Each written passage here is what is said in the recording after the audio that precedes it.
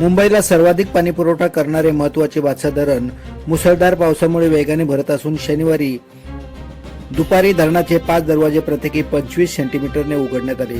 त्यानंतर धरणातून 3064 क्युसेस पाण्याचा नियंत्रित विसर्ग सुरू करण्यात आला आहे। त्यामुळे मुंबईच्या पाणी पुरवठ्याची चिंता जवळपास संपुष्टात आली असून धरण ओसंडून वाहण्यास सुरुवात झाली आहे। जलसंपदा विभागाच्या अहवालानुसार शनिवार सकाळी धरणाची पाणी पातळी 137.38 मीटर इतकी नोंदवण्यात आली।